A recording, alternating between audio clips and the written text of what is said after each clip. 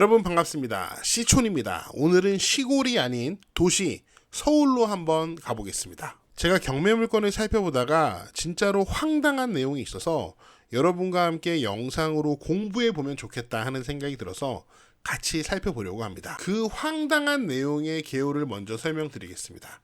자, 이거는 도시형 생활주택 원룸형이고요. 이 집에 임차인이 살고 있는데 전세 보증금으로 1억 4,400만 원을 내고 이 집에 이사를 들어갔다고 합니다. 계약서를 쓸 때 공인중개사가 이런 말을 했다고 합니다. 아무 문제 없다. 보증보험 가입도 필요 없다. 이렇게 얘기를 했다고 현재 임차인이 주장을 하는 상황이에요. 뭔가 느낌이 싸합니다. 경매가 진행 중인데 이 집의 감정가가 1억 4,800만 원입니다. 문제가 있어서 쭉 유찰이 됐어요. 그러다가 20차 매각기일 날 응찰이 1명 단독 낙찰을 받습니다. 낙찰가는 233만 7천 원. 자, 보시면은 주식회사 땡땡땡땡 외에 3명. 이거 뭐하는 법이니까요. 그리고 요 3명은 누구일까요? 요렇게 요즘 문제가 되고 있는 공동투자를 했나? 하지만 결국 미납을 합니다. 우리가 곧 살펴보겠지만 이 집에 얽힌 문제가 생각보다 장난이 아니거든요. 현재 최저가 170만 원 정도의 경매가 진행이 되고 있는데, 자, 이 물건에 관심 있는 분들은 이 영상 잘 보고 한번 잘 판단을 해보세요. 자, 우선 경매 물건의 위치를 좀 파악해 보도록 하겠습니다. 여기는 서울시 금천구 가산동 가산 디지털 단지입니다. 여기 가산 디지털 단지역에서 이 경매 물건까지 직선거리로 625m고요. 동북쪽으로 구로 디지털 단지역, 저 어렸을 때는 구로공단이라고 했는데, 자, 직선거리로 구로공단역까지 1.15km가 됩니다. 사실 이 동네가 제 고향 마을이나 다름없습니다. 제가 여기 있는 강낭섬신병원에서 태어났고 중학교는 그 옆에 있는 대림중학교 나왔거든요.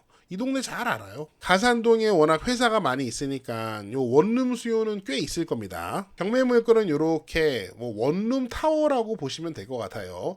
도시형 생활주택 아파트라고 되어 있는데 원룸이라고 보시면 되겠죠. 거의 오피스텔이에요. 들어가서 화장실 있고 주방 있고 원룸 있고 이런 구조입니다. 경매 물건의 모습이고요. 현재 네이버 부동산에 올라와 있는 시세를 확인해 보니까 딱 하나가 매매로 나와 있는데 매도 호가가 1억 4,400만 원.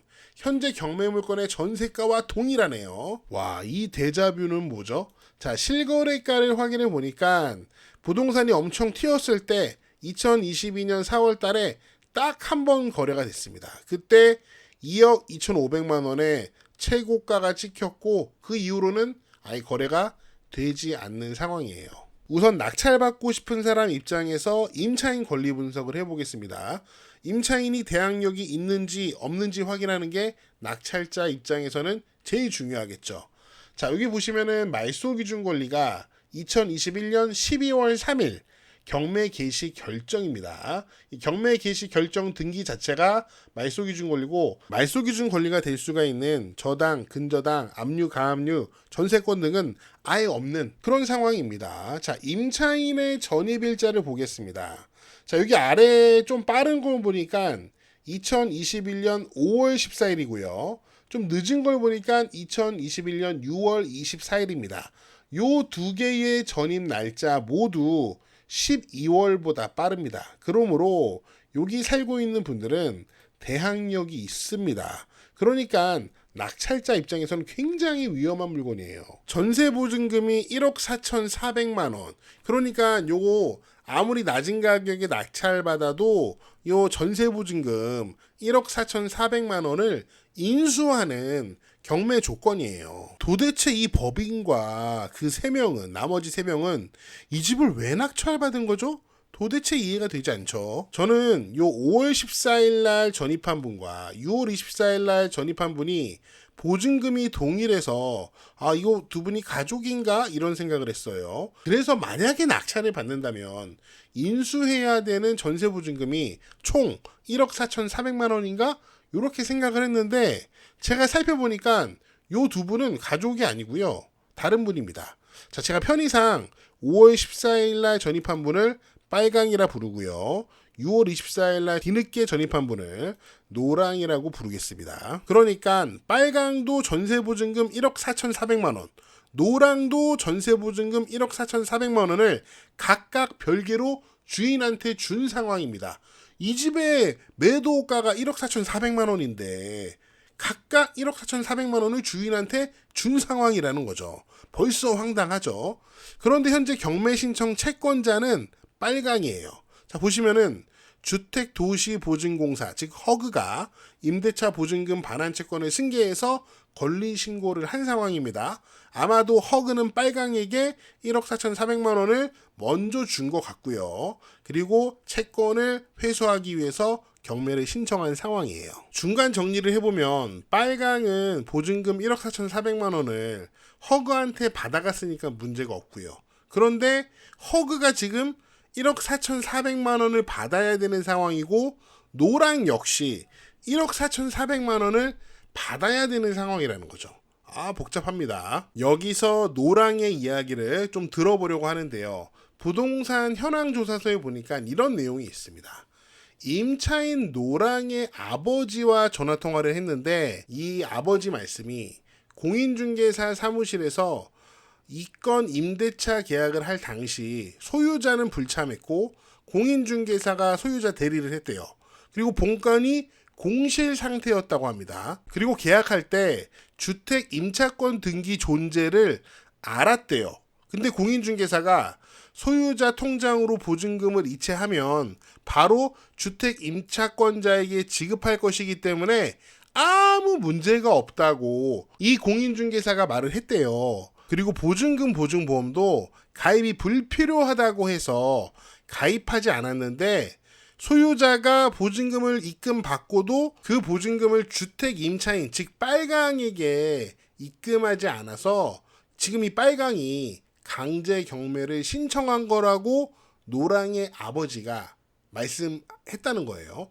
사실 요거는 우리가 객관적인 사실이라기보다는 노랑 아버지의 주장이라고 보는 게 더 맞을 것 같아요. 아무튼 이렇게 주장을 하고 있고 현재 임차인 노랑이 이 건물에서 전부 사용하면서 거주하고 있다고 합니다. 그런데 만약에 이 노랑 아버지의 주장이 정말로 사실이라면 이거 진짜 뉴스에 나올 일이죠. 그러니까 집주인이 새로운 임차인에게 전세 보증금을 받고 기존 전세 임차인에게 그 보증금을 돌려주지 않은 상황이니까 이건 우리가 뉴스에서 보는 얘기 아닌가요? 그런데 이 내용은 현재 이 집에 살고 있는 노랑의 아버지께서 조사관에게 전화통화로 말씀하신 내용이라는 거죠. 이거는 시간순으로 다시 한번 이 사건을 정리해 볼 필요가 있을 것 같아요.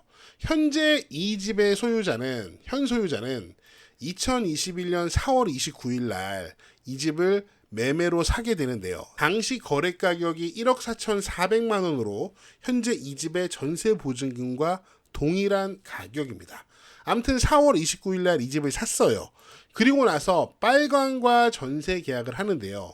전입일자는 5월 14일이고 확정일자는 4월 19일 날 받은 거 보니까 아마 전세 계약일자는 4월 19일보다 조금 빠를 것 같습니다. 여기서 좀 재미있는 게 그런데 여기서 전세 계약일자와 매매 계약일자를 비교해 보면은 전세 계약이 먼저인 것을 알 수 있습니다. 그러니까 아마도 이 매매가 나중인 것 같고요. 이 집의 현 소유자는 이 전세 계약을 떠안고 이 집을 1억 4,400만 원에 매수를 한 것 같습니다. 전세 보증금도 1억 4,400만 원이니까 그냥 돈 안 주고 우선 소유권만 받아온 것 같아요. 그리고 나서 같은 해 6월 24일 날 노랑이 전입을 하게 되는데 노랑의 확정일자는 또 6월 7일입니다. 아마 6월 7일이나 이보다 빠른 며칠 전에 계약서를 작성했던 것 같습니다. 그런데 굉장히 일반적이지 않죠. 먼저 들어온 임차인이 5월 14일 날 전입을 했는데 그 다음 임차인 노랑이 6월 7일 날 전세 계약을 해요. 이 간격이 사실 너무 짧잖아요. 기존 임차인이 들어오고 한 달도 안 된 사이에 새로운 임차인과 전세 계약을 했다는 거예요. 도대체 이게 무슨 일일까요? 그리고 나서 임차권 등기가 됐습니다. 이 집에 대해서. 요거는 빨강이 했는데 요 날짜를 보시면은 7월 15일 날 임차권 등기 명령이 됩니다. 요 보증금 1억 4,400만 원에 대해서 임차권 등기 명령으로 주택 임차권 등기가 됐고요. 여기 보시면은 계약 일자가 4월 17일, 19일보다 이틀 빠른 4월 17일 날 계약했고 14일 날 전입했고 일정 일자는 계약하고 미리 계약서 갖고 받아놓은 것 같아요. 이렇게 이제 1년의 사건이 진행이 됐는데 이 과정을 살펴보니까 두 가지 질문이 생기는 것 같습니다. 첫 번째는 현재 등기가 된 주택 임차권과 관련해서 당연한 질문이 생깁니다. 그게 뭐냐면은 여기 주택임대차 보호법의 제3조의 3을 보면은 임차권 등기 명령에 대해서 나와 있어요. 근데 여기에는 임차권 등기를 할 수 있는 조건이 명시되어 있거든요. 여기 보시면은 임대차가 끝난 후 계약 기간이 끝나야 돼요. 보증금이 반환되지 아니한 경우, 그러니까 계약 기간이 끝났고 보증금을 못 받은 경우에 한해서 임차권 등기 명령을 법원에 신청할 수 있어요. 근데 우리가 임차권 등기를 받잖아요. 계약 일자가 4월 17일입니다. 보통 우리는 통상적으로 전세 계약을 2년 정도 하잖아요. 그런데 임차권 등기 날짜가 7월 15일, 그러니까 계약하고 나서 3달도 안 돼서 임차권 등기 명령이 법원에서 떨어집니다.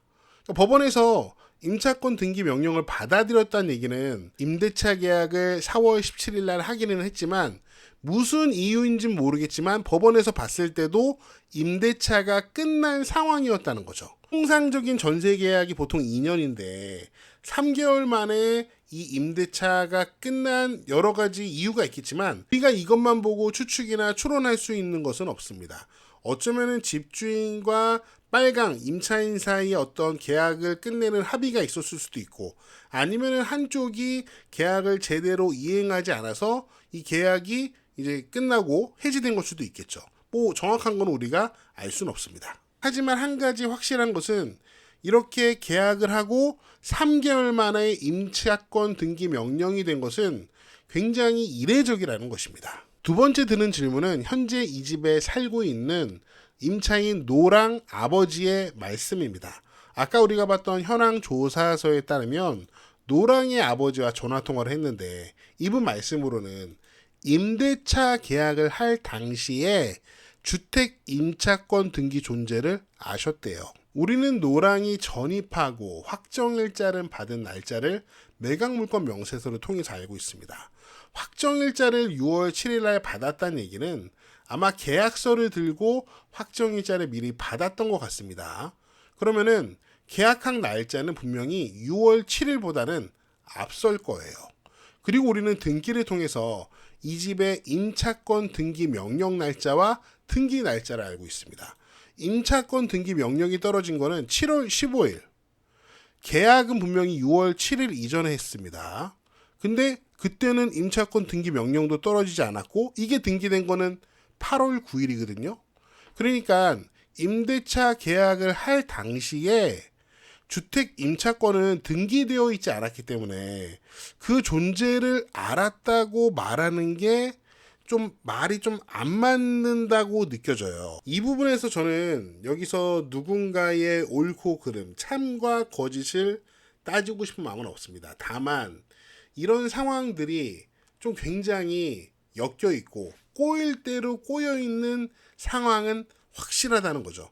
이거를 이제 풀어야 될 텐데 이거를 풀어줄 수 있는 사람이 없습니다. 와, 이거 진짜 엄청 싸네. 내가 한번 낙찰 받아볼까 하고 낙찰을 받는다면 그 낙찰자는 이 꼬일 대로 꼬인 상황, 허그가 지금 1억 4,400만 원 달라는 상황, 그리고 노랑이 1억 4,400만 원 달라는 상황, 주인은 돈을 받아놓고 안 준 상황, 이런 꼬인 상황에 내가 들어가서 이걸 해결을 해보겠다.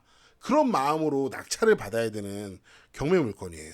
와, 진짜 무시무시하죠. 여러분은 어떻게 생각하실지 모르겠지만 저는 이렇게 복잡한 경매 물건을 공부하는 것은 우리에게 굉장히 유익하다고 생각해요. 이런 복잡한 경매 물건을 보면은 무슨 드라마보다 더 재미있지 않나요? 그리고 경매 물건 속에서 나타나는 권리자나 행위자들을 보면서 우리가 배울 수 있는 점들이 상당히 많이 있어요. 또 어떤 분들은 경매가 내 인생과 무슨 상관이냐, 나는 상관없어, 이렇게 말씀하실 수 있는데 사실 이 부동산이나 부동산 경매는 우리 모두가 자본주의 사회에 살면서 부동산의 소유자나 임대인이나 임차인으로 모두 살아가기 때문에 우리와 굉장히 관련이 깊은 얘기예요. 만약에 노랑 아버지의 말씀이 모두 사실이라면 어느 날 갑자기 나는 그냥 공인중개사를 믿었을 뿐인데 1억 4,400만 원을 지금 뭐 황당하게 집주인은 기존 임차인에게 주지 않고 이런 상황이 벌어진 거잖아요.